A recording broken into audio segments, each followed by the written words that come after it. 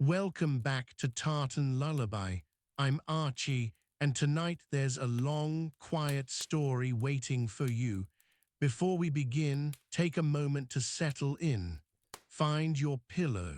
Soften your shoulders. Let the day go. Tartan Lullaby tells slow stories of Scotland. Real places, real years, real people, told gently enough to fall asleep inside. There's no music tonight, and no need to follow every word. If you drift off in the first few minutes, the rest will play on quietly without you. That's how it's meant to be. If these stories are a quiet corner you find yourself returning to, a subscription would mean a great deal, and it helps us keep making them. The artwork you see throughout tonight's story is available as a print in our Etsy shop, if you'd like to bring a little of Scotland onto your walls. When you're ready, close your eyes and we'll begin. Tonight, the first of 3 nights on Brazil and the Scottish game, Clyde-built and Rio-bound. This is Tartan Lullaby, sleep history from Scotland. 2 rivers. One runs grey and cold through the west of Scotland, past shipyards and tenements, out to the open Atlantic. The other carries warm brown water through a vast tropical country toward a coast where the Atlantic arrives differently, slow and bright. The Clyde, the Tagus, is not our river tonight. Tonight the Brazilian river is wider, deeper, older than anything Scotland has. It moves without hurry. Everything we talk about begins, in some way, at one of these 2 banks. The Clyde at dusk in October, rain coming off the Campsie Fells. The river is the colour of pewter. Coal smoke sits low over the water. On the south bank, the sound of iron on iron, steady and patient, the last shift still working. On the Brazilian river, it is not October. It is always warm. The light off the water is white by midday, amber by 4. Herons stand on the sandbars. The current carries a little red earth from the interior, turning the shallows the color of old brick. Steam on both rivers. On the Clyde, it rises from the works, from the slipways, from the tugs. On the Brazilian river, it comes off the water itself in the early morning, before the sun has properly arrived, a low mist drifting through the trees at the bank. Settle now. These rivers will carry us somewhere tonight. But first, we need to understand the world that connected them. A world built on iron and steam, and the enormous appetite of a century that believed machinery could solve almost anything. In Chapter 1, 2 Rivers. Scotland in the second half of the 19th century is making things for the world, not in small quantities, in quantities that are difficult to picture. The Clyde Valley runs roughly 40 miles from Glasgow west to the sea. Along that stretch in the 1870s and 1880s, the records suggest more steel ship tonnage is being launched than in any other single river system on Earth. 1 in 4 of the world's steel ships, some accounts claim. The river is thick with them at every stage. Keels down, frames rising, hulls half-plated, then the finished vessels sitting heavy at the fitting-out quays waiting for their engines. The engines come from works just inland, names that were known across the world: Beardmore, Elder, the Napier Yards. Massive horizontal compounds, triple expansion engines, boilers tested to pressures that would have seemed impossible 40 years earlier. Scotland is exporting not just ships and engines. It is exporting the engineers who designed them, the foremen who supervised the fitting, the draftsmen who could read a drawing and find the flaw before metal was ever cut. It is exporting, too, the railways. Scottish civil engineers had been building lines across India, across southern Africa, across the Americas for decades. The knowledge of how to put down iron rails through difficult ground, through mountains, through wet tropical earth, that knowledge lived here. Glasgow specifically. The city in the 1880s is cramped, fast, soot-darkened, and producing an extraordinary share of the industrial output of a nation that is itself producing an extraordinary share of the world's industrial output. The money follows. Merchant families in the west of Scotland are wealthy in ways that have compounded over 2 or 3 generations. They are looking for places to invest that wealth, places with demand, places that need what Scotland makes. Brazil in the same years is a country of startling contrasts. It is the largest country in South America by some distance. Its interior is barely charted. Its coasts and river systems have been mapped, but the interior is, to European eyes, enormous and unknown. Since the early 1600s, it had been a Portuguese colony. The colonial period brought sugar first, then gold, and it brought enslaved people from West and Central Africa to work both. By the time our story begins, that colonial era had formally ended, but its weight had not. Brazil became an independent empire in 1822, with a Portuguese prince as its first emperor. The empire lasted until 1889, when a military coup established a republic. For much of the Victorian period that Scotland's engineers lived through, Brazil was a monarchy. It was a monarchy with a constitution, a parliament, and a coffee economy that by the 1880s was generating wealth on a scale that dwarfed almost everything else in the country's history. Coffee was the engine. The southeast of Brazil, the highlands around what is now the state of São Paulo, and into the state of Rio de Janeiro, proved suited to coffee growing in a way that farmers had barely anticipated in the early decades of the century. The trees spread across the red soil of the interior plateau. The harvest was picked, dried, sorted, sacked. The sacks were heavy, 60 kilograms apiece, and they moved first on the backs of mules down rough tracks to the coastal escarpment. Then came the problem. The escarpment between the interior plateau and the coast in southeast Brazil is steep. In places, it drops 500 or 600 meters in a few miles. Getting coffee sacks down it and getting equipment up it was slow and expensive. The solution that the coffee planters and the imperial government reached for was, naturally, a railway. And building railways in Brazil in the 1850s meant looking overseas, because Brazil did not yet have the engineers, the foundries, the rolling stock, or the capital to build one itself.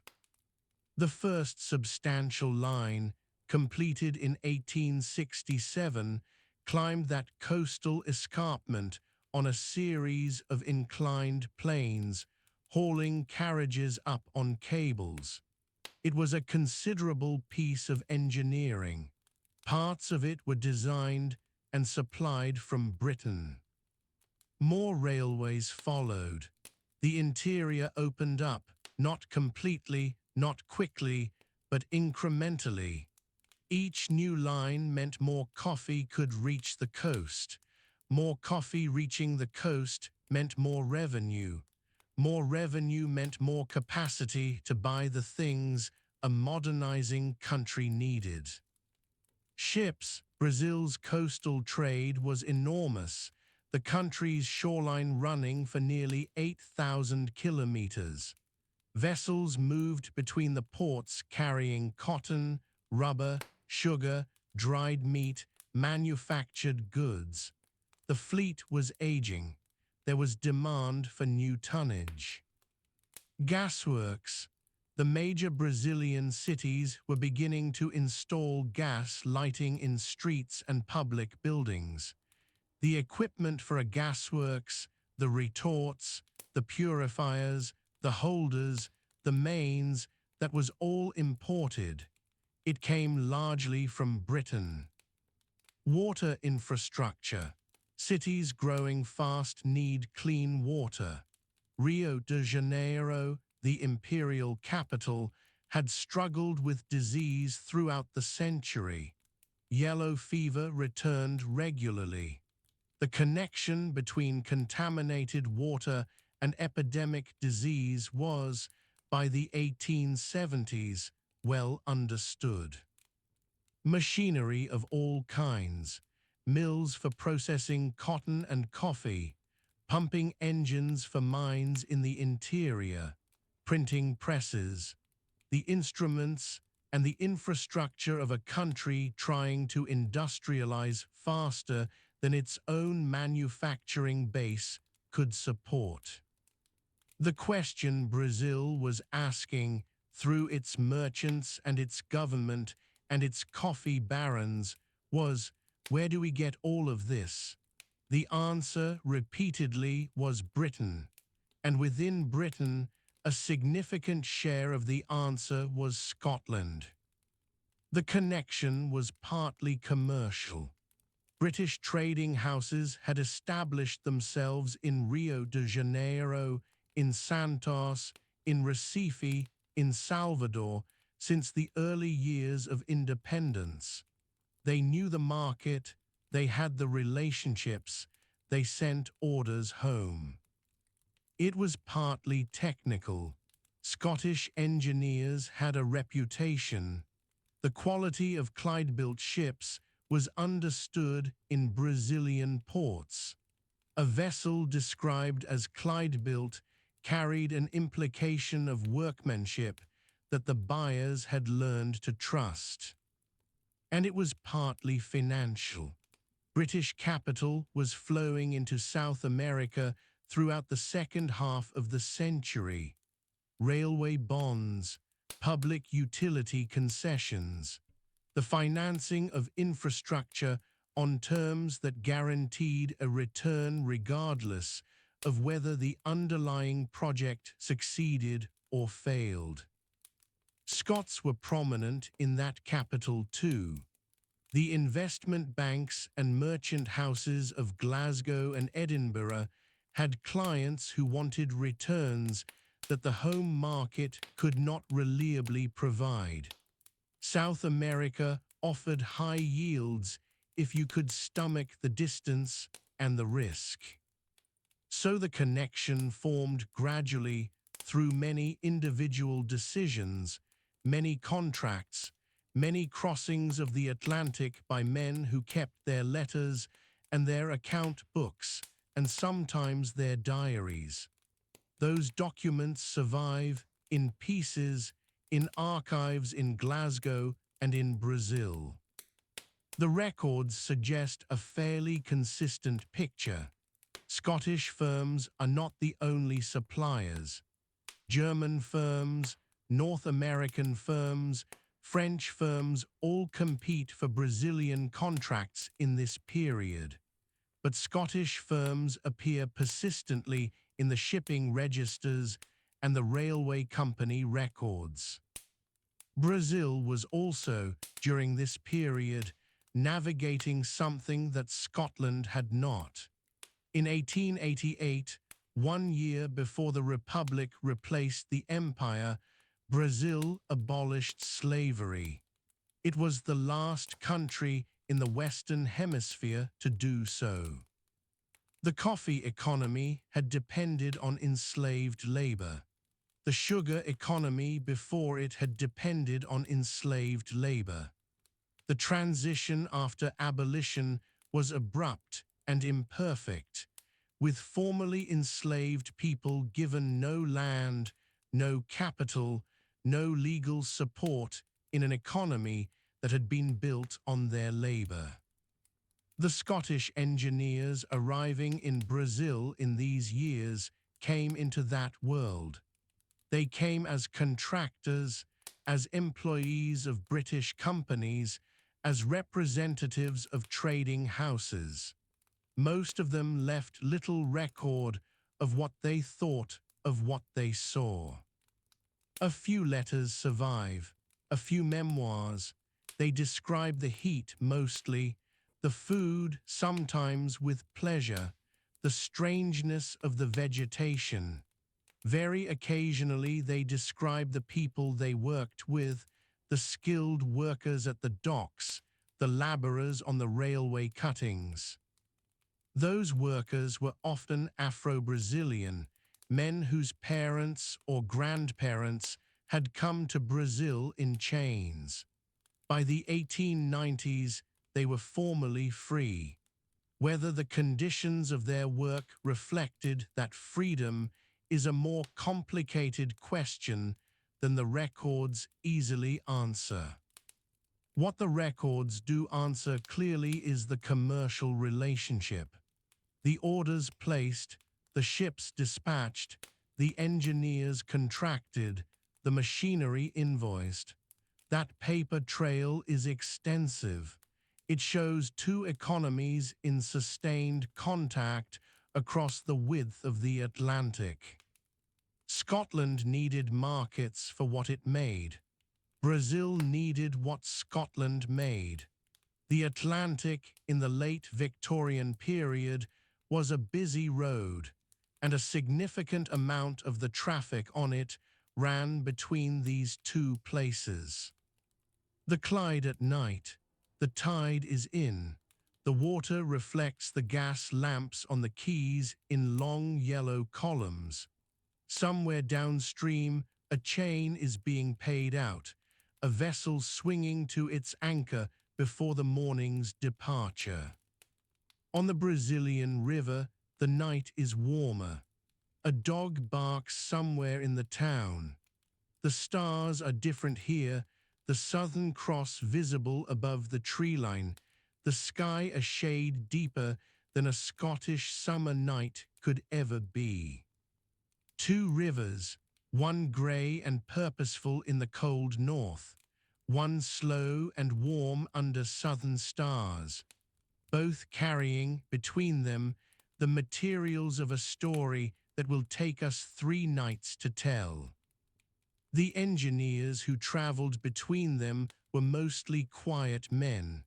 They wrote home about the weather and the wages and whether their trunks had arrived undamaged. They did not write much about what they were part of. History was something that happened to other people. They could not have known that one of the things they were building in those damp, red-soiled fields outside a small town south of Rio would turn out to be something quite different from a railway workshop, something that would outlast the railway itself. That part of the story comes later, 2 more nights from now. For now, let the rivers run. Let the tide turn on the Clyde. Let the mist sit on the Brazilian water until the sun finds it. The rain is steady on the Clyde. It has been raining since afternoon, and it will still be raining at dawn.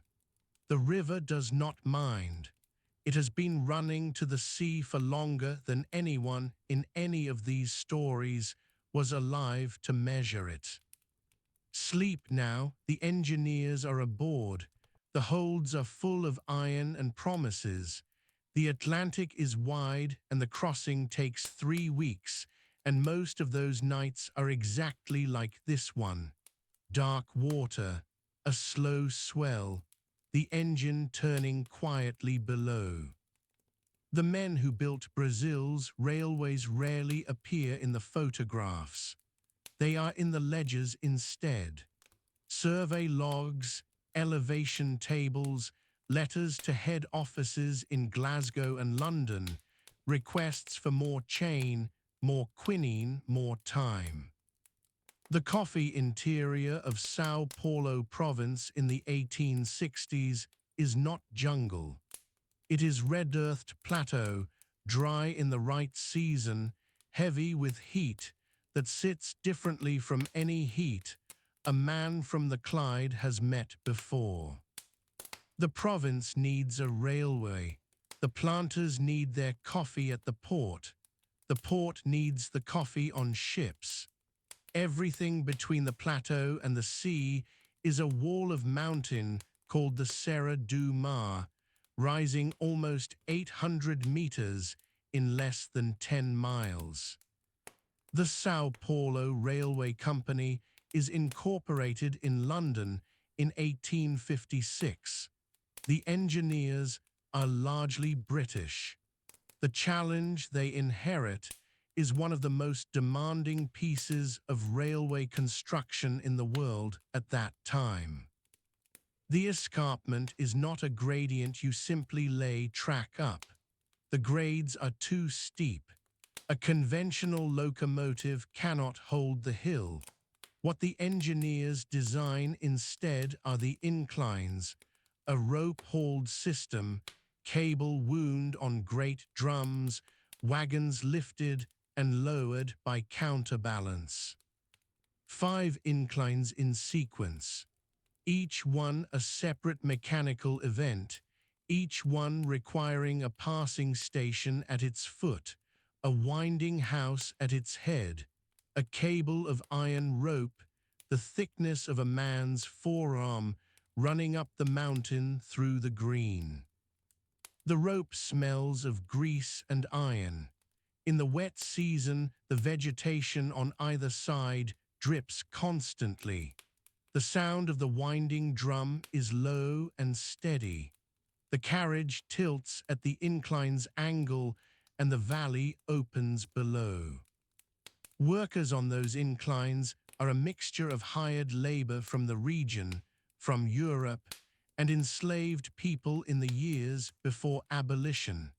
Brazil would not abolish slavery until 1888. The railway was operating before that date. The records do not separate the work of free and unfree hands. The honest account holds both. The Scottish and British engineers on site manage the mechanical systems. They are surveyors, resident engineers, maintenance men. Some are fresh from apprenticeships on Clydeside. Some have worked in India or Canada first and carry that knowledge south. A resident engineer's day in the Serra is physical. He walks the inclined track for wear on the rope. He checks the brake shoes. He writes in the site log in the damp of early morning before the heat rises and the ink runs slow. His letters home describe the butterflies first, almost always. The size of them, the colors, then the heat, then the food approached with some caution, then the work which he is proud of and which he knows is unlike anything being built at home. The Sao Paulo Railway opens its mountain section in 1867. Coffee begins moving from the plateau to Santos at a scale the mule tracks never managed. The port swells. The plantations expand. The city of Sao Paulo begins its long acceleration. But railways are only one strand. Scottish and British engineers appear across the infrastructure of Brazilian provincial cities in the second half of the 19th century, drawn by contracts and by the appetite of a country building itself outward from the coast. Gasworks arrive in Rio de Janeiro in the 1850s. The technology is the same as Glasgow's: coal gas, retort houses, a distribution main under the street, lamp posts in the squares. The men who commission and build these systems know the Glasgow model because they learned it there. Waterworks follow. Clean water to a city the size of Rio is an engineering undertaking of the first order, requiring surveyed catchments in the hills, pipe gradients calculated carefully, reservoirs, filter beds, the whole system held in the mind at once before a single trench is opened. The engineer who surveys a catchment in the hills above a Brazilian city is doing the same intellectual work as his counterpart on the Loch Katrine scheme that brought clean water to Glasgow in 1859.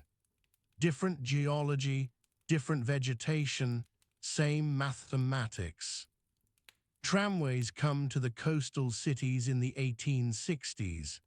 Horse-drawn at first, then in the 1890s, electrified. The routes follow the commerce, market to port, residential quarter to commercial center, hospital to station.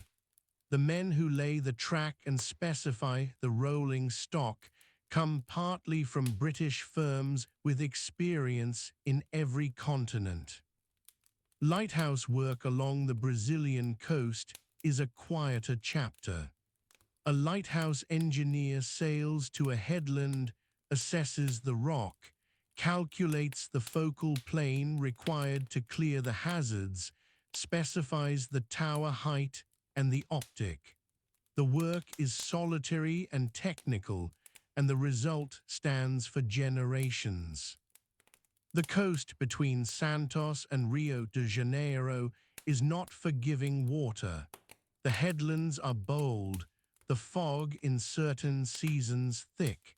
Every light placed correctly is a ship not lost. The engineers who place those lights understand this. It is in the way they write about the sighting conferences. Port works are the largest single category of infrastructure the British engineering firms undertake in Brazil in this period. Santos needs deepening, needs breakwaters, needs quays that can take a modern steel-hulled vessel. The surveys for this work begin in the 1880s. A port survey starts offshore. Sounding lines dropped from a rowing boat, the lead weight brought up with its coating of bottom mud. The soundings plotted on a running chart, the chart compared to the previous survey, the difference noted. The harbour is always changing, and the engineer accounts for that.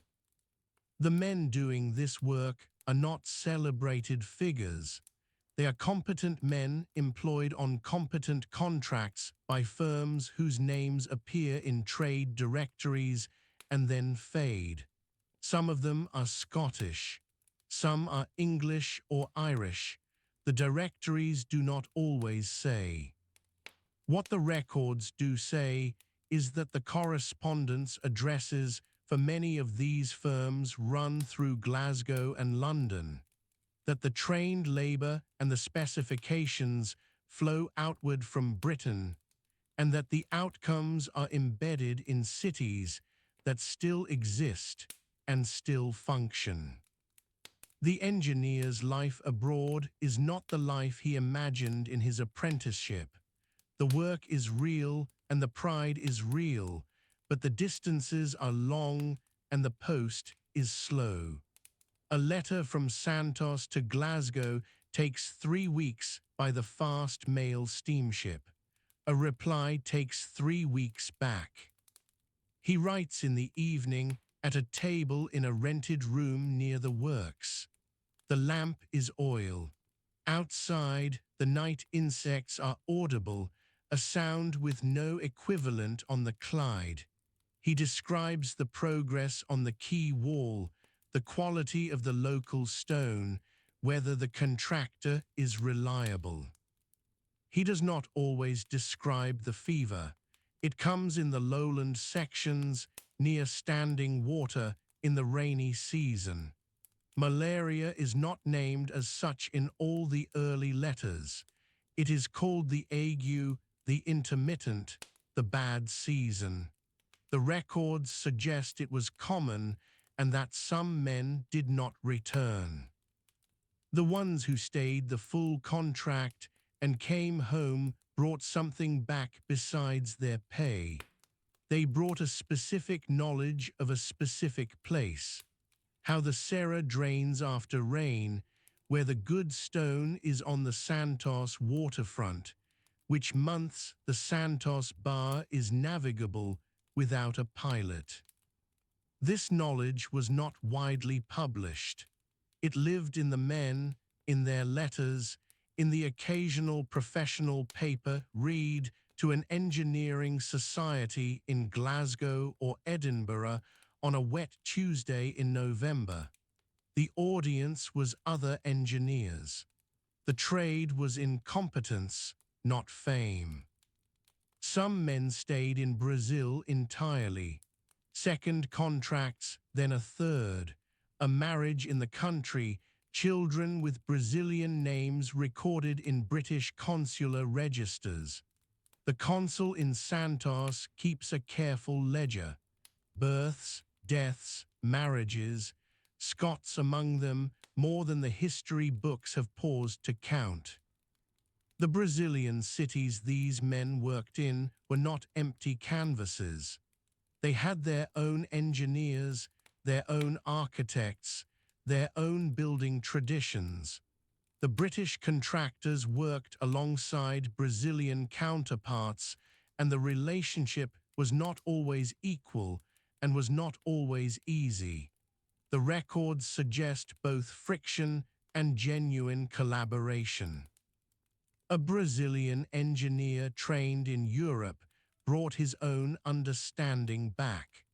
The two bodies of knowledge met on site, at the level of a drainage calculation or a choice of foundation method, and something was negotiated between them.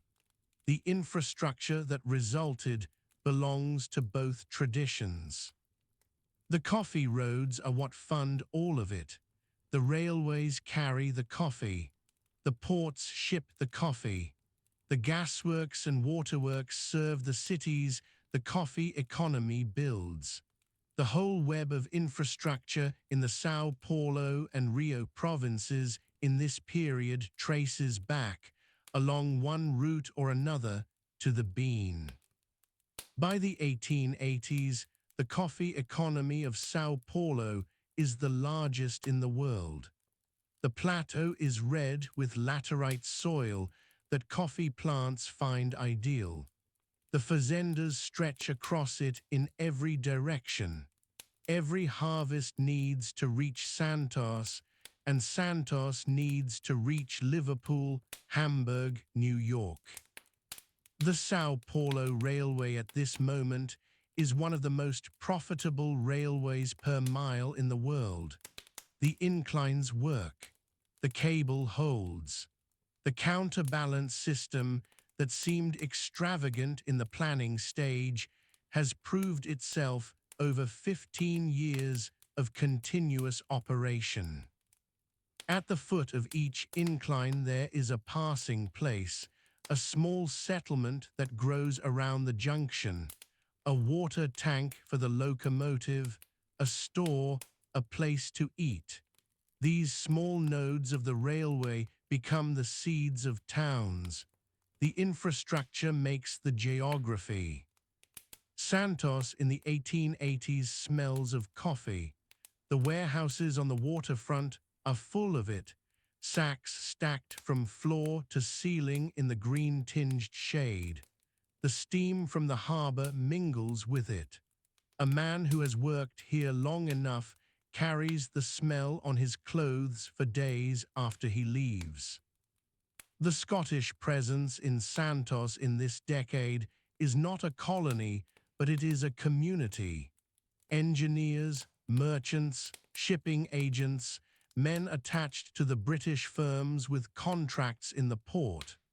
They keep a church, keep records, keep in correspondence with chambers of commerce in Glasgow and Greenock. They attend each other's funerals. The Santos British Cemetery, on records that survive, contains men buried in their 30s and 40s, the fever years. Beside them, in the same register, men who died at 70 having stayed the full course. The range is wide. The climate was not kind to everyone equally. The engineers who survived the long contracts returned changed in small ways. They spoke some Portuguese, enough for a construction site, the imperative and the number and the name of the material. They had a feel for a particular quality of light that does not exist in Scotland, a particular quality of silence on the plateau at midday. They brought back opinions about food that surprised their families, an appreciation for fruit that does not grow in Scotland, a preference for shade over sun that seemed odd in a country where sun is rare. The small adjustments of a man who has spent years somewhere genuinely different. The railway itself continues to operate through the 1880s and into the 1890s. The inclines are maintained, the cable replaced on schedule, the winding drums serviced during the dry season when traffic is lower. The British staff gradually give way to Brazilian engineers trained on the system itself. This is the natural arc of colonial infrastructure. The foreign expertise installs itself, operates for a generation, trains its replacements, and then retreats to the accounts and the trade directories. By 1900, the São Paulo Railway is still British-owned, but increasingly Brazilian-operated. The engineers who passed through it in the 1870s and 1880s are the middle generation of this arc. They arrive in a system still being proven, leave it in a system that works. Some of them go on to other projects in South America, Argentina, Chile, Peru, wherever the next railway is being surveyed. The South American circuit of British engineering firms in this period is a real thing. Men move between contracts. An engineer who has worked the São Paulo inclines has a reputation that travels ahead of him. The continent is full of railway surveys, and the qualified men are few. Some of those men, the records suggest, are from the Clyde Valley, trained in the yards or the locomotive works at Springburn, tested on some home contract, then shipped out.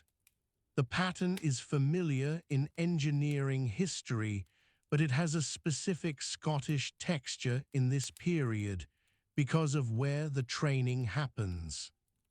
Springburn in the 1870s and 1880s is one of the great locomotive manufacturing centers of the world.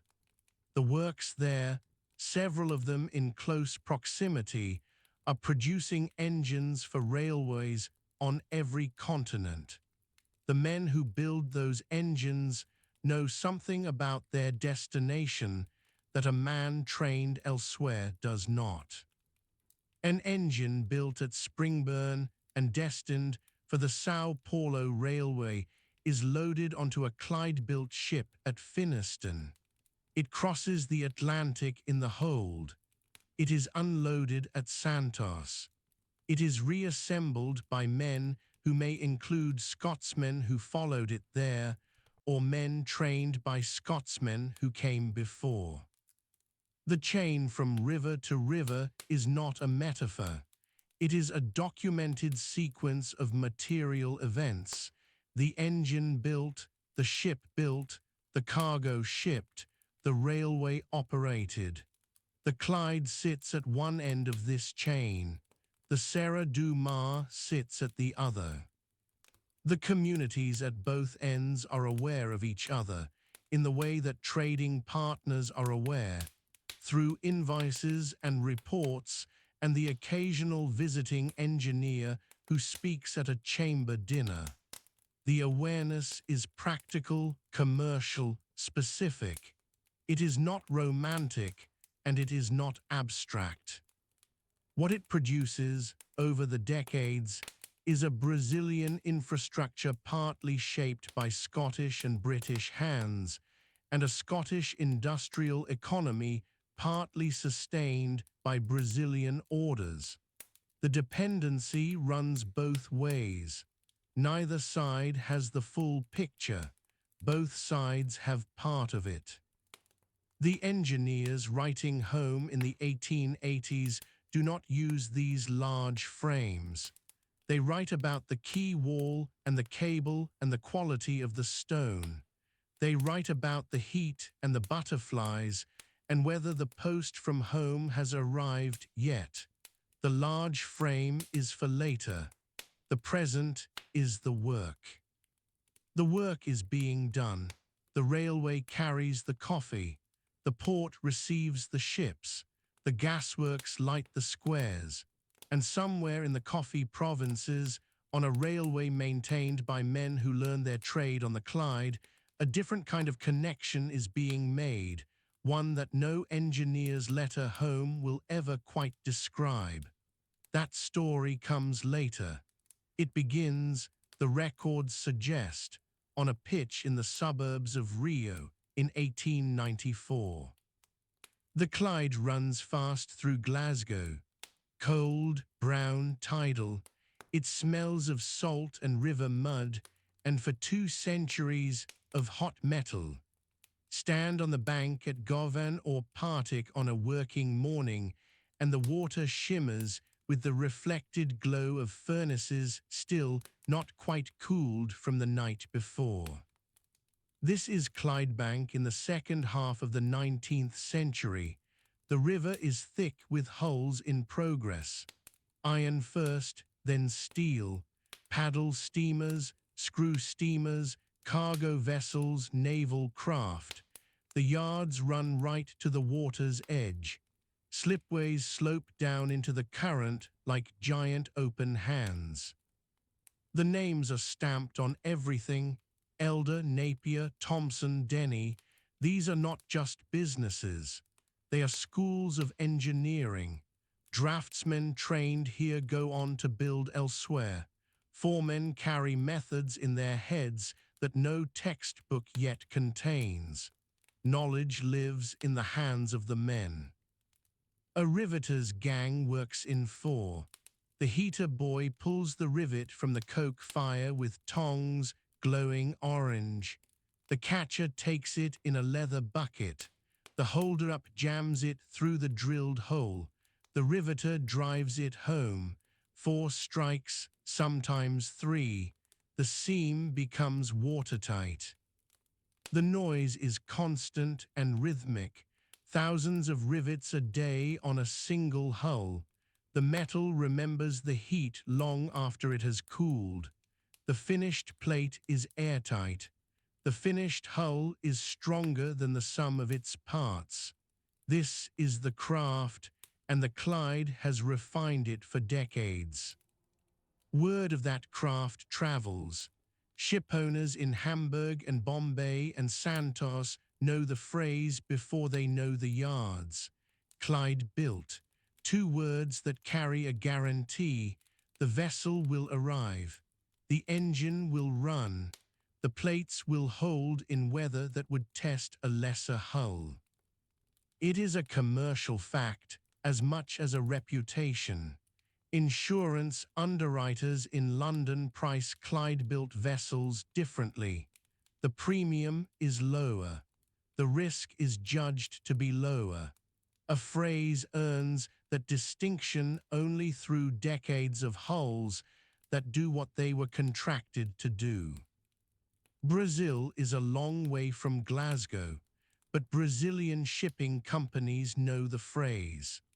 The Companhia Brasileira de Navegação a Vapor, the Amazon River services, the coastal lines running between Belém and Santos and Rio de Janeiro. They need vessels that can work hard in heat, in brown water, in the open Atlantic. The Clyde delivers. Through the 1860s, 70s, 80s, and 90s, the yards build for Brazilian operators. Shallow draft river steamers for the Amazon tributaries. Coastal passenger vessels for the long eastern seaboard. Cargo ships for the coffee trade. The Clyde sends them south one after another. Denny of Dumbarton builds river steamers to specifications drawn up in part by engineers who have studied the Amazon's seasonal floods. The hull sits high in the water when the river is low and handles the surge when the rains come. The design is not guesswork. It is calibrated work. John Elder and Company, later Fairfield, builds larger vessels. The compound marine engine, refined on the Clyde, cuts fuel consumption significantly compared with earlier engines. For a vessel trading between distant ports, that economy matters more than speed. The owners in Rio understand the numbers. A hull takes shape over months. The keel is laid on the slipway. The frames rise like ribs. The plating gang follows. Then the caulkers, who make the seams watertight with oakum and mallet. Then the painters, the engineers fitting the machinery, the joiners finishing the accommodation. The men doing this work will not sail on the vessel they are building. A Govan riveter hammers the plates of a steamer bound for the Rio de la Plata or the bay at Rio. He knows the ship's destination from the talk in the yard. He will never see the water it sails on. That is the ordinary condition of a shipbuilder's life. The work is intimate. He knows every plate of the hull he helped close.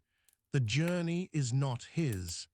The ship carries the work of his hands to a world he will mostly only read about in the newspapers, if he reads them. The launch day breaks that pattern briefly. The whole yard gathers. The vessel sits in its cradle on the slipway, freshly painted, larger than anything seems when you have been building it piece by piece. The crowd includes wives and children. The foremen stand in their best coats. A bottle is broken on the bow. The word is given. The chocks are knocked away. The hull begins to move slowly at first, then with gathering force down the greased slipway and into the river. The water rises in a white wall on both sides. The hull settles. It floats. For a moment the yard is quiet. Then the men who built her watch as the tugs take lines and begin to pull her sideways into the stream. She rides well. The waterline sits where the calculations said it would. This is the proof. Everything else was theory. After the launch, the fitting out begins. The engines are lowered in through the open hatches. The boilers are connected. The accommodation is finished. Sea trials come later. The vessel is taken downriver to the Firth and driven hard, turned hard, tested in the chop off the Ayrshire coast. Only when the trials are logged and the owners satisfied does the vessel leave the Clyde. She sails from the Firth into the North Atlantic, south past Ireland, south past Biscay, south past the trade winds, past the equator, past the latitude of Recife, past the approaches to Bahia, toward Rio. The delivery voyage is weeks long. The crew is mostly Scottish or English for this leg, men hired for the crossing only. They learn the vessel as it goes. The engine room log fills with temperatures and pressures and fuel consumption figures that will follow the ship for the rest of its working life.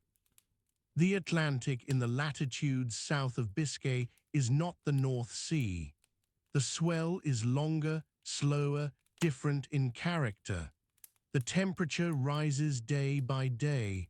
The men who have never been south of the Clyde Firth watch the stars change. The Southern Cross lifts above the horizon. When the vessel makes the bay at Rio, the shape of the city comes forward slowly. Sugarloaf, the long ridge of hills, the white buildings along the waterfront, the smaller craft moving in every direction. The harbor is busy. It is always busy. Vessels from a dozen nations lie at anchor. The Brazilian Port Authority boards and inspects. Papers are checked.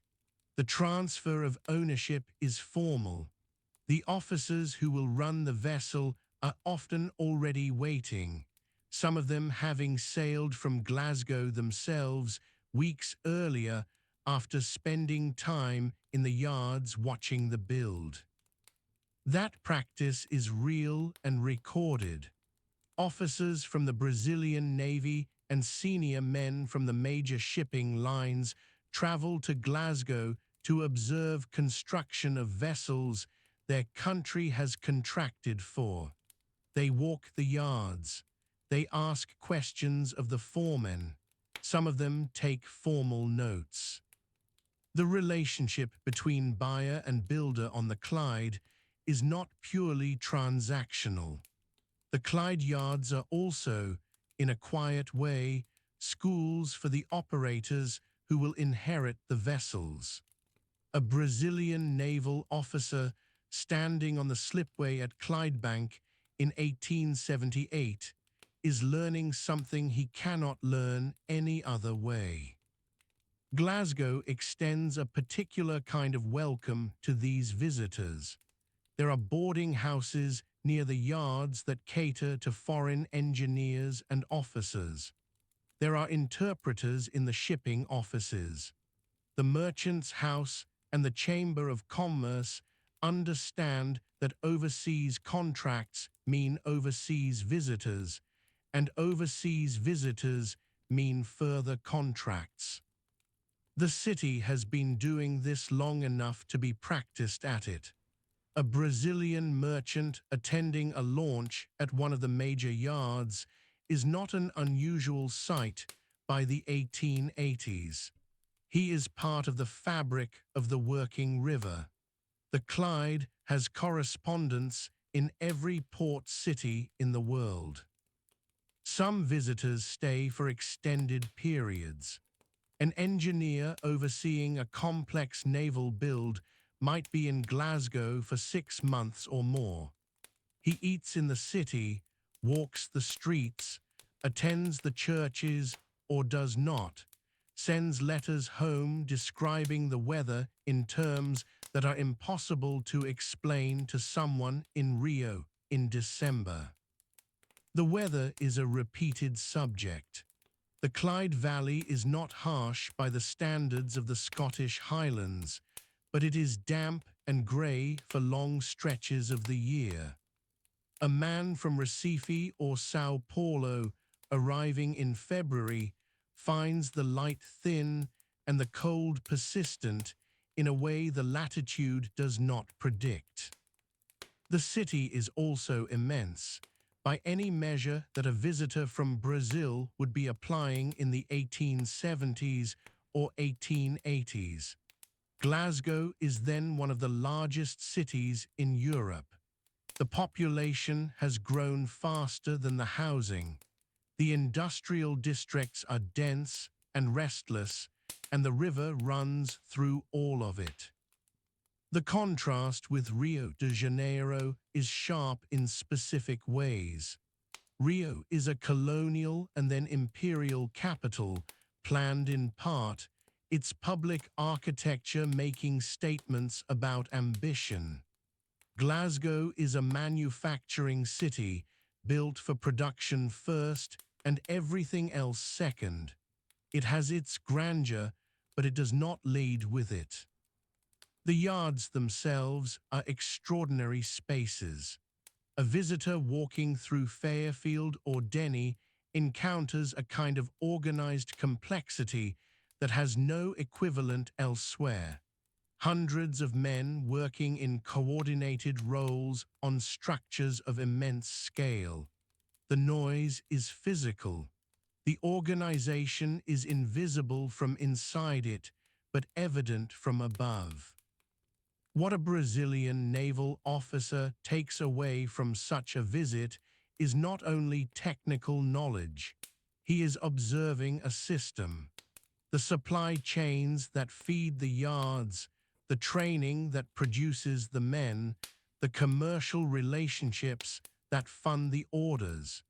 He is seeing industrial capitalism at a specific moment of its confidence. That confidence is real and, in the 1880s, still largely justified. The Clyde is at or near the peak of its output.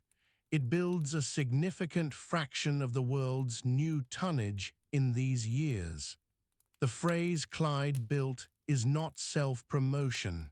It is a description of market position. Gunboats are also part of the order book. The Brazilian Navy modernizes through the second half of the 19th century, and British yards, including several on the Clyde, supply vessels for that program. A gunboat is a different kind of commission from a river steamer, though the underlying craft is the same. The hull of a gunboat must absorb more stress. The weights are distributed differently. The machinery arrangements allow for the gun mountings.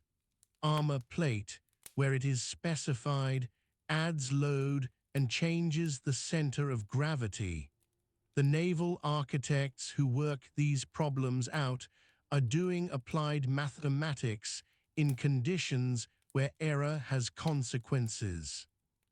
The Brazilian government negotiates these contracts carefully. The pricing of a naval vessel involves considerations that do not apply to a merchant hull. Specifications are detailed. The Admiralty in Rio has officers who understand the technical documents. The yards deal with counterparts who know what they are ordering. The vessels built for the Brazilian Navy in this period are not the largest ships the Clyde produces, but they are precisely built. The Clyde yards that take naval contracts understand that the standards of inspection are higher and the tolerances tighter. The work reflects that understanding in the finished hull. A gunboat built on the Clyde in the 1870s or 1880s will serve on the Brazilian coast and on the river systems for decades. The hull is designed for a working life of 20 years or more. The engine, well maintained, will run longer still. These are not disposable objects. They are long investments. Back on the Clyde, the men who built the Brazilian vessels have moved on to the next contract before the ship clears the Firth of Clyde. There is no time to follow the vessel's career. The slipway is already being prepared for the next keel. The order book is full. A plater named in the yard records at Fairfield in 1881 might have worked on 3 or 4 different hulls in a single year.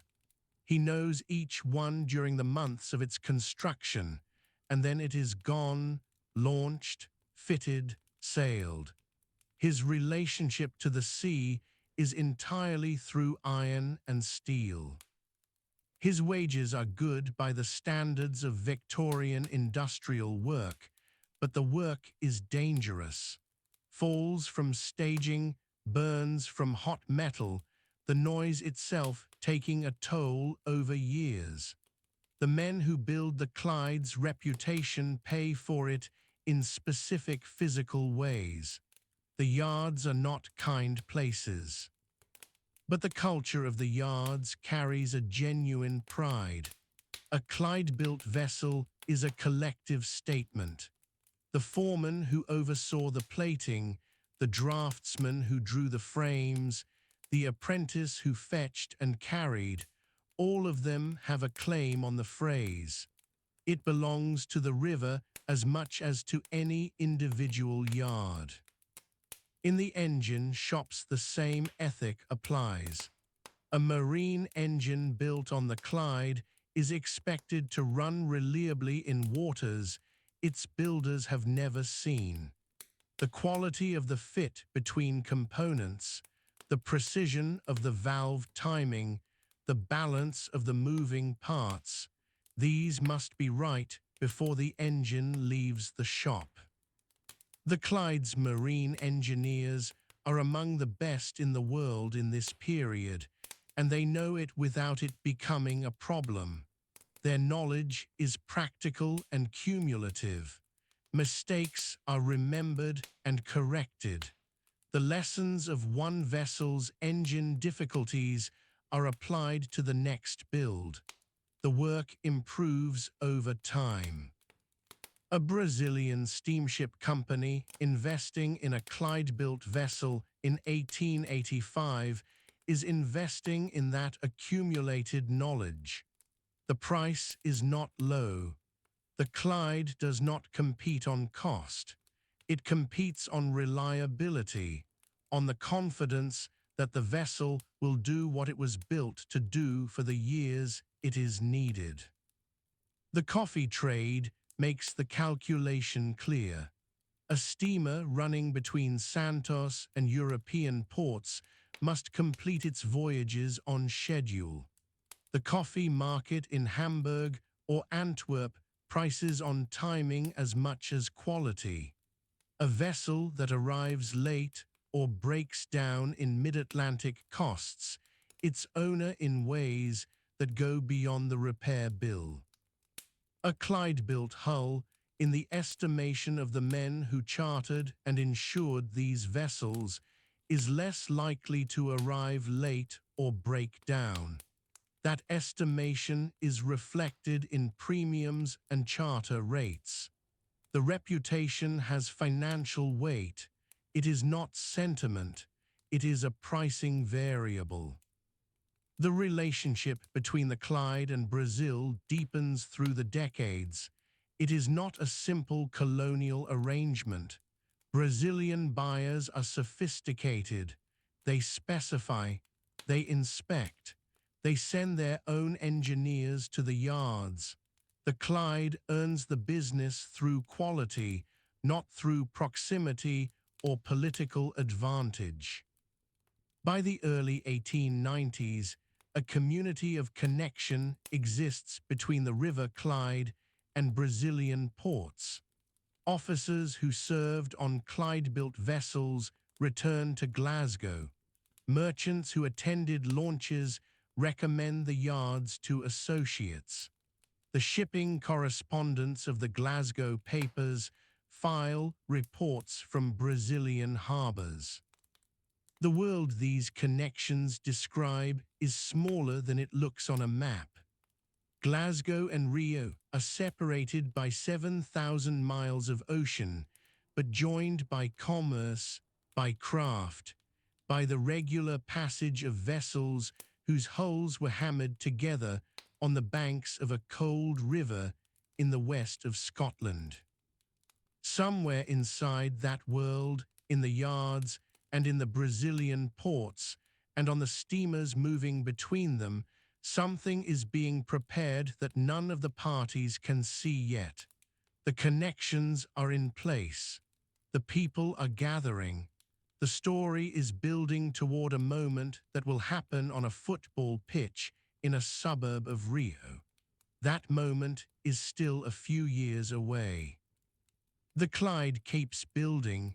The slipways are full. The order books are open. The riveters come to work in the cold morning, and the furnaces light the river before the sun does. Another hull is taking shape. Another name will be painted on a bow. Another ship will sail south. By the middle of the 19th century, a smell has settled over the Atlantic world. It rises from dockside warehouses in Liverpool and Hamburg, from counting house ledgers in Glasgow and Lisbon. It is the smell of roasted coffee, and it comes almost entirely from Brazil.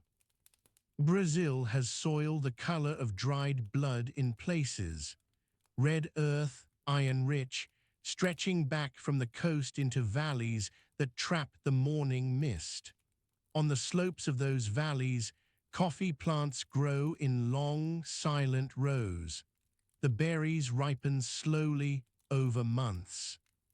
The harvest begins when the rains ease. Workers move along the rows, stripping the red and yellow fruit by hand.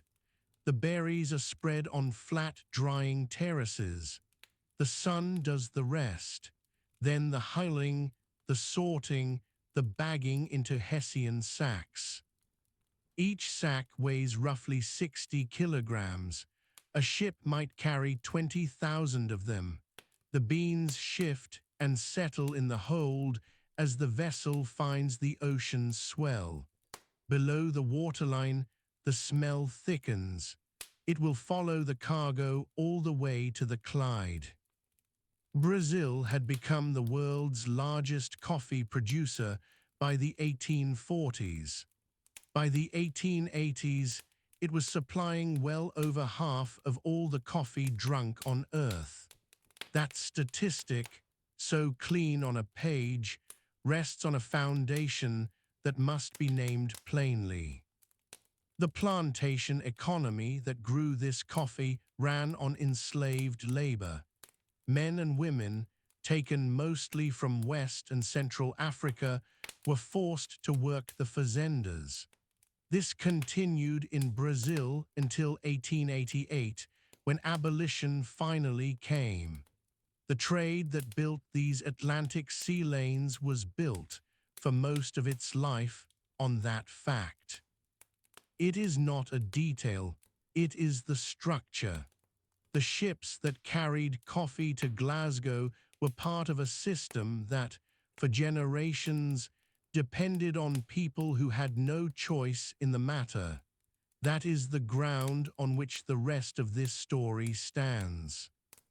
After abolition, Brazilian coffee production did not slow. If anything, it expanded. The railways pushed further inland. New fazendas opened in São Paulo state. The berries kept ripening, the sacks kept filling, and the ships kept sailing north and east across the Atlantic. The great doors of this trade were two ports. One was Rio de Janeiro. The other was Santos, about 250 miles down the coast, tucked behind a low island at the mouth of a river.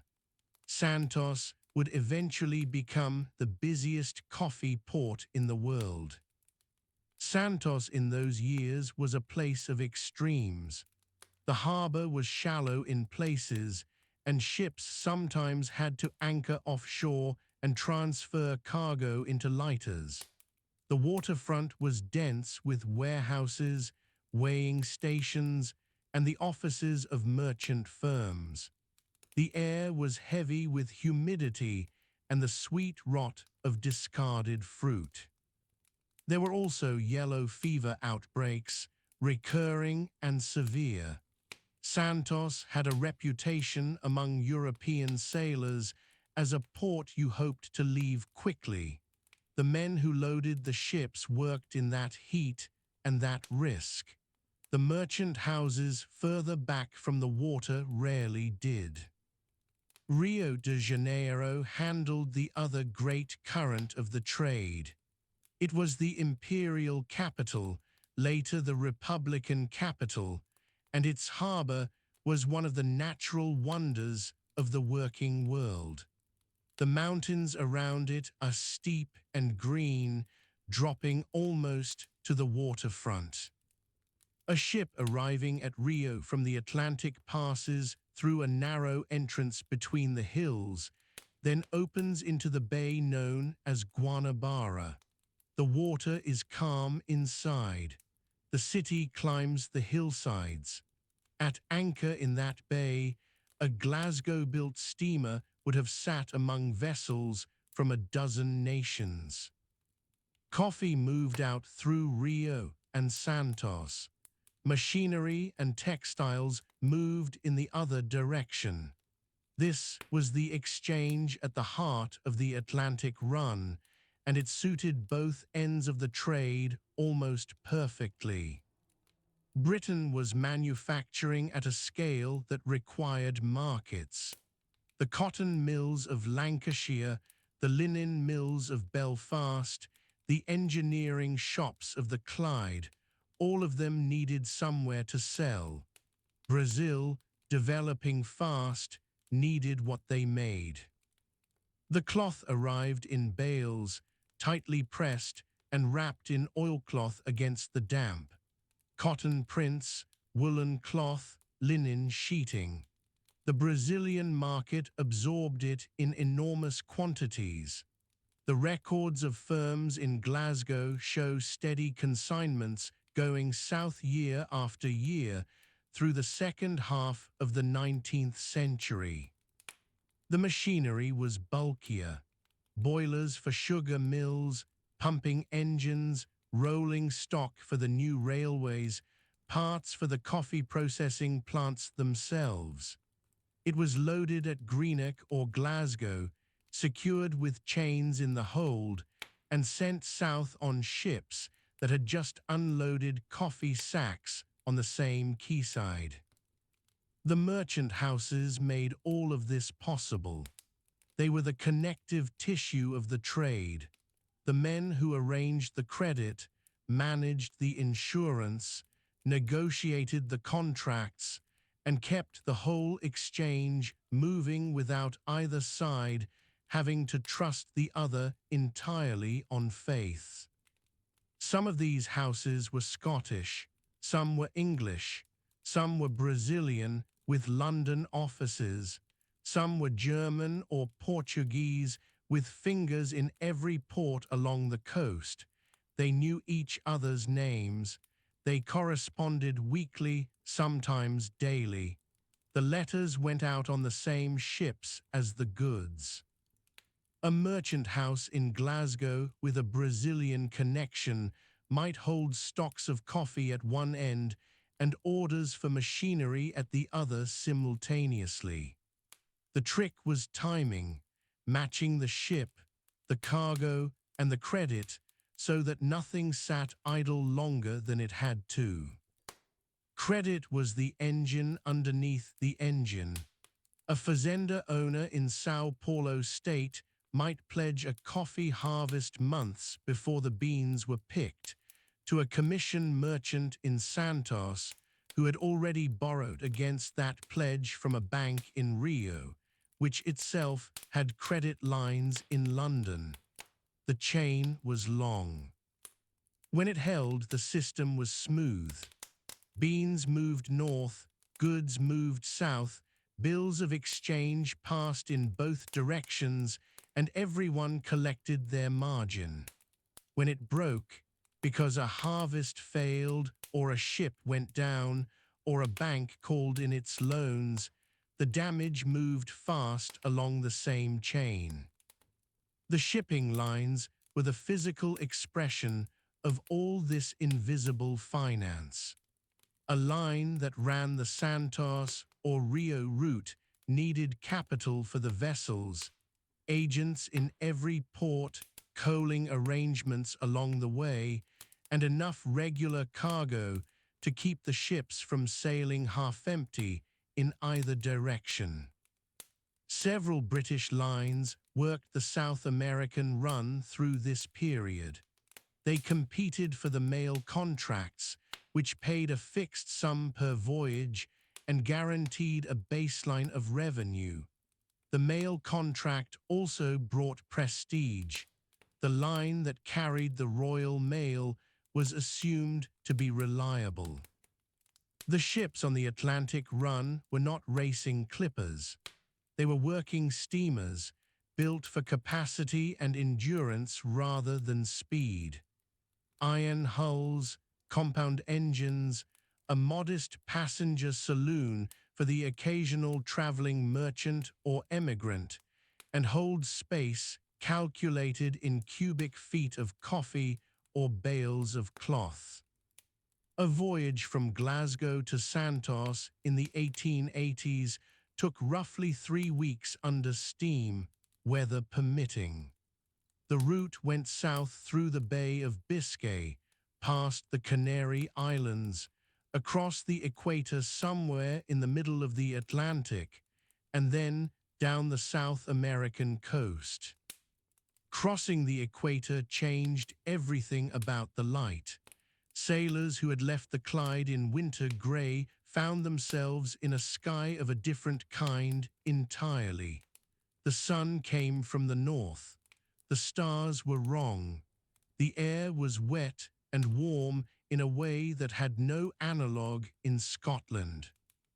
Then the coast appeared, low at first, a dark line on the horizon, then the hills behind Santos or the sharp peaks around Rio's harbour entrance rising out of the haze. The pilot came out in a small boat. The anchor went down. The paperwork began. In Santos, the coffee sacks came aboard in lighters if the water was shallow, or directly alongside for larger vessels at the deeper berths. Dock labourers worked the hooks and the winches. The sacks went into the hold in layers, each one accounted for on a tally sheet. A ship taking on 20,000 sacks was in port for several days at least. The crew had time ashore. The officers had accounts to settle with the agent. The captain had papers to sign, manifests to review, and sometimes cargo disputes to resolve with the merchant house before he could clear outward. The agent was the critical figure at each port of call. He met the ship, arranged the berth, dealt with customs, found the return cargo, and reported back to the owners in Glasgow or Liverpool. A good agent made a route profitable. A bad one, or one who skimmed too heavily, could quietly ruin it.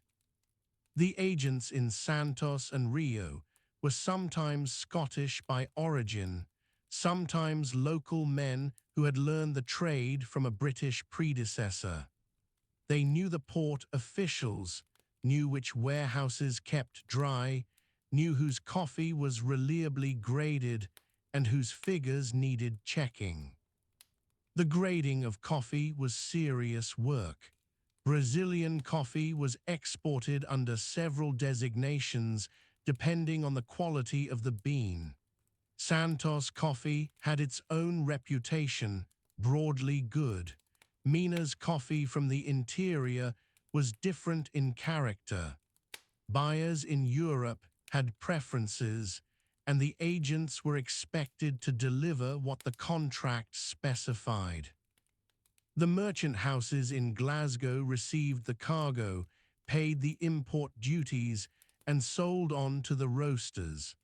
By this point in the chain, the coffee had passed through perhaps 6 or 7 different hands: the fazender, the commission merchant, the exporter, the shipping line, the importer, the broker, the roaster. Each step added cost. Each step added knowledge. The roasters were located near the docks in most British cities. In Glasgow, the coffee trade had its own geography: warehouses near the Broomielaw, counting houses in the merchant city, the smell drifting through streets that were already smoky from 100 other industries. The ships carried people as well as goods. Not many, but a steady trickle: merchants traveling to inspect operations, engineers going out to install or repair machinery, the occasional family following a husband who had taken a posting with a trading house. And in the other direction, Brazilians traveling to Britain for education or business. Some of those travelers were agents of the Brazilian government or of provincial governments looking to procure equipment for the expanding railway network or the ports. They arrived in Glasgow with specifications in hand and visited engineering firms along the river. They were received carefully. The orders they placed were large. The rhythm of the Atlantic run settled into something almost predictable by the 1880s. Departures from the Clyde roughly every few weeks. Arrival at Santos or Rio, a stay of several days, departure for the homeward leg. Coffee north, machinery and cloth south. Bills of lading filed, letters written, ledgers updated. It was not romantic in the way that the old sailing trade had been romantic. It was industrial and systematic. But underneath the paperwork and the compound engines, there was still the ocean itself, indifferent and enormous, and the people who crossed it carried more than cargo. They carried habits, skills, ways of speaking, ways of building things. A Scottish engineer posted to a Brazilian railway project for 3 years came home with something different in him, some residue of heat and distance that his neighbors on the Clyde could not quite account for.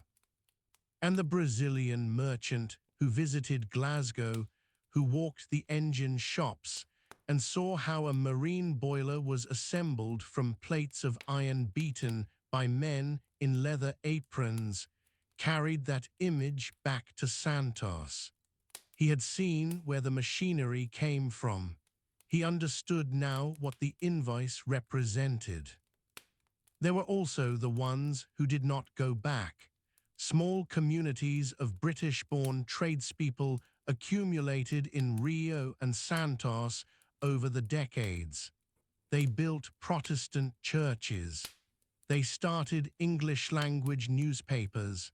They buried their dead in cemeteries outside the city walls. These communities were not powerful in the way the great merchant houses were powerful. They were journeymen, mechanics, foremen, the people who had skills that a rapidly industrializing country needed, and who had followed the work south across the equator and stayed.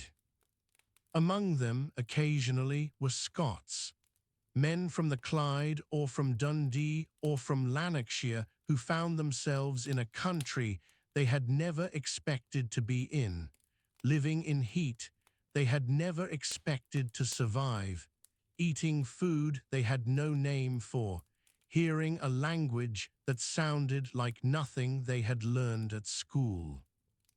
They adapted or they did not. The ones who adapted sent letters home.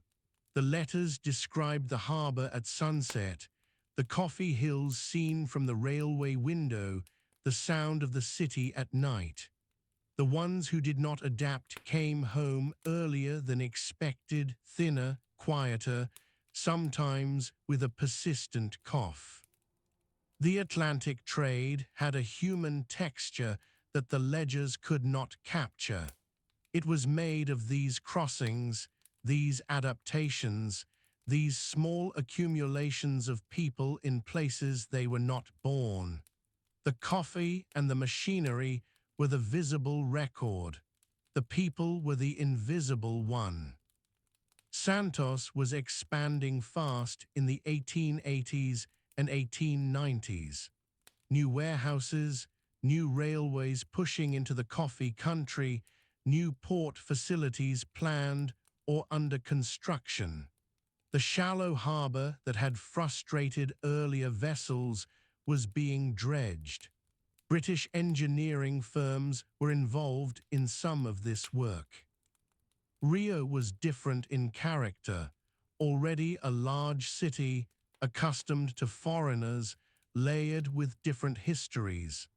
The bay that had received Portuguese caravels in the 16th century now received British steamers. The mountains around it had not changed. The city at their feet had changed enormously. The coffee economy had made Brazil wealthy in aggregate, though the wealth was concentrated in particular hands in particular places. The plateau of São Paulo state was producing more and more of it each decade. The railways that carried the beans down to the port were built with British iron and financed with British credit. By the early 1890s, the Republic had replaced the Empire. The Emperor had gone quietly on a ship in the dark. The new government needed investment and trade as much as the old one had.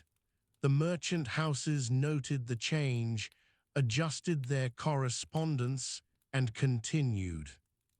The ships kept coming down the Clyde. The coffee kept coming north from Santos. The rhythm of the trade held year after year, decade after decade, until the world that sustained it was altered by forces too large for any merchant house to manage. But that is later. For now, the sacks are in the hold. The pilot boat is coming out. The hills above Rio rise green and steep into the afternoon cloud. A Glasgow man at the rail watches the city come closer and thinks of the river he left behind. He has not yet heard the name Thomas Donohoe. He does not know what is about to take root in this country, carried here in the same ships, by the same current that brought him.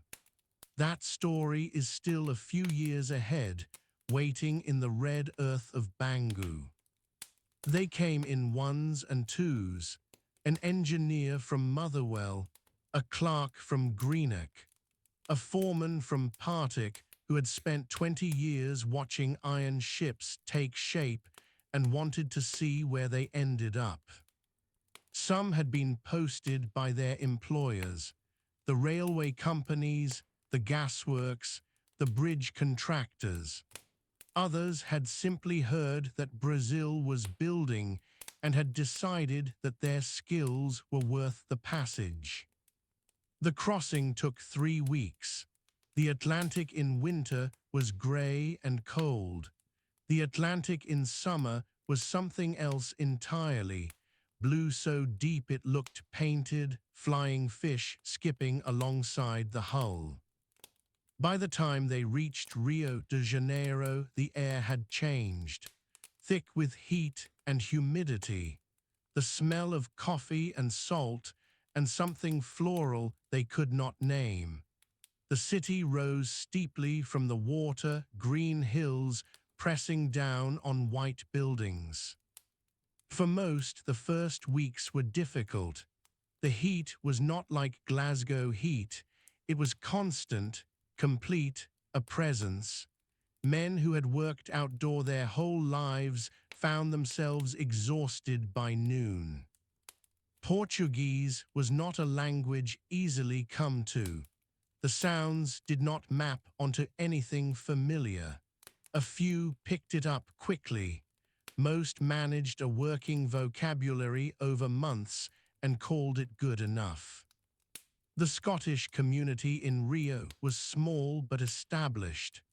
There were churches, there were clubs, there were evenings where whiskey was produced and someone invariably sang something that made another man look at the floor.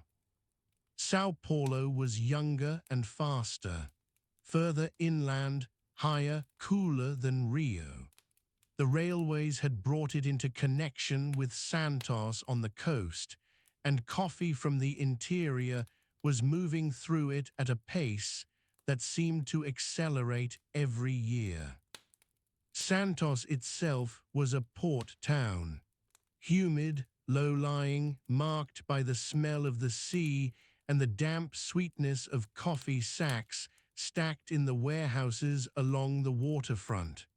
A practical place, not a beautiful one. The railway towns between Sao Paulo and the interior were different again. Smaller, more exposed. The red dust of the Brazilian interior settled on everything. Scottish engineers lived in company housing and supervised gangs of workers on lines that cut through forest and over ridgelines. These men sent letters home. The letters took weeks. They described the landscape in terms that their families in Lanarkshire or Renfrewshire could not quite picture. They mentioned the food, the insects, the unexpected kindness of neighbors. Some described the country's recent history plainly. Slavery had been abolished in Brazil only in 1888, just years before many of them arrived. The society they entered was still adjusting to that change. They noticed it without always understanding it.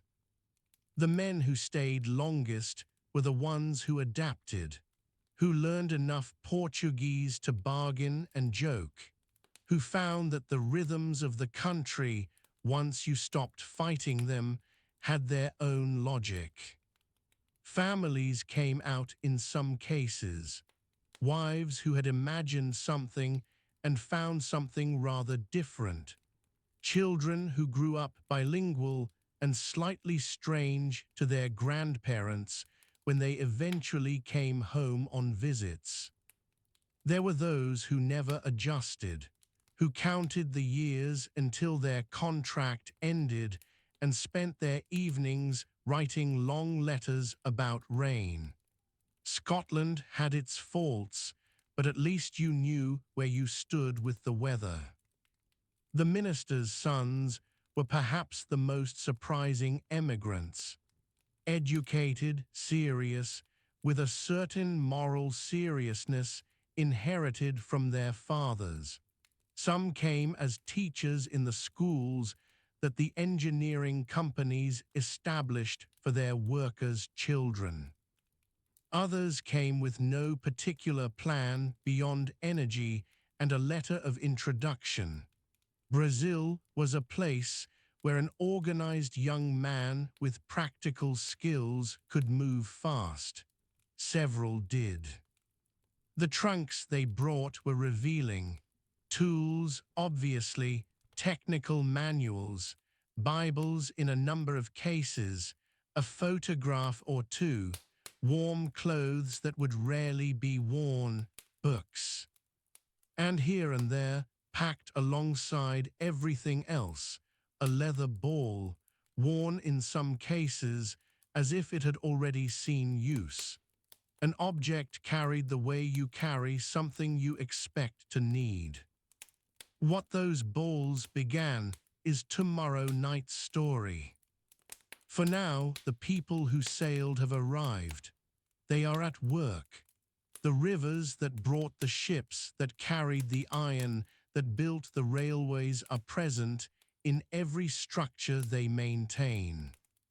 The Clyde is very far away, but in the tolerances of a rivet joint, in the slope of a bridge deck, in the threading of a bolt, it is there.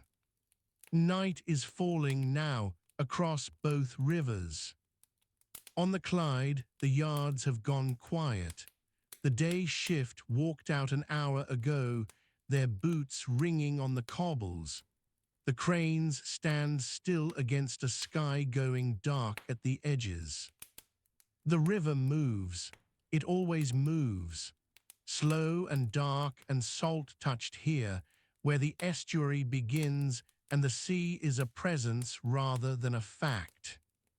A lamp is lit in the foreman's office. Someone forgot to close a window and the papers on the desk lift slightly, settle.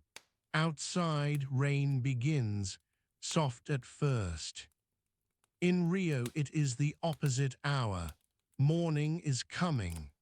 The sky above the green hills is going from black to the particular blue that comes just before the light. The Guanabara is still, boats at anchor. The night traffic has passed and the day traffic has not yet begun.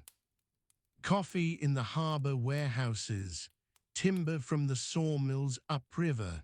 Somewhere on the water, a small vessel with no particular hurry. The heat that built through the day has lifted a fraction. In an hour, it will be back. But for now, there is something like coolness, and the city is very quiet. In a boarding house on a street near the docks, a Scottish engineer is sleeping. His trunk is open at the foot of the bed. On top of his work clothes, a leather ball. He has been in Brazil for 8 months. He has stopped dreaming about Glasgow. He dreams now about the red roads out toward the coffee estates and the way the light falls at 6 in the evening. On the Clyde, the rain is heavier now. It comes off the river in a fine mist. The cobblestones are wet and the gas lamps have halos. A ship at the fitting-out quay is almost ready. Her hull is dark with primer. Her name has been painted but not yet announced. In the morning, the painters will be back. In the engine room, something ticks as the metal cools. A sound no one hears. The river moves past the hull, patient, indifferent. Above Santos, the hills are holding the night. The port is quiet. The warehouses are locked. In a few hours, the first carts will come down from the coffee roads. The stars over the Atlantic are not the same stars you see from Scotland. Different constellations, different arrangements. A Scottish sailor once said they felt like a foreign language you could not quite stop trying to read. Steam rises from the Guanabara, where the warm water meets the cooler air above. It rises slowly, barely visible, more a feeling than a sight. On the Clyde, the tide is going out. The mud of the banks appears in the dark, grey and smooth. A heron stands at the edge, completely still. 2 rivers, one that runs to the cold grey sea, one that opens into the blue Atlantic below the line of the tropics. Both of them tonight are at rest. The men who built the bridges are asleep. The men who sailed the ships are asleep. The engineers in their boarding houses, the clerks with their ledgers closed, the foremen with their boots by the door. The iron in the railways of Sao Paulo is resting under the weight of a continent. The rivets in the hulls of the ships are holding as they were made to hold without effort. This is the world as it is in the small hours, enormous and specific at the same time, full of history that most of it does not know it is carrying. Tomorrow night, we go to a football pitch on the edge of a cotton mill town north of Rio. We go to 1894. We go to where two rivers and all those leather balls arrived together in one afternoon. But that is tomorrow. For now, the Clyde is dark, and the Guanabara is dark, and the space between them is 3 weeks of ocean and 100 years of work. Let that be enough to carry you down. This has been Tartan Lullaby, Part 2 tomorrow night. Sleep well. That's where we'll leave it for tonight. The story is finished, but the night isn't, so let this play on as long as it helps. If Tartan Lullaby has been good company, you're welcome to subscribe so the next story finds you. There's no rush. If you'd like to see the landscapes that go with these stories, the art prints are at Tartan Lullaby Art on Etsy, with mood boards and stills on Pinterest under the same name. The links are in the description below. Until next time, thank you for listening. Sleep well, all is well.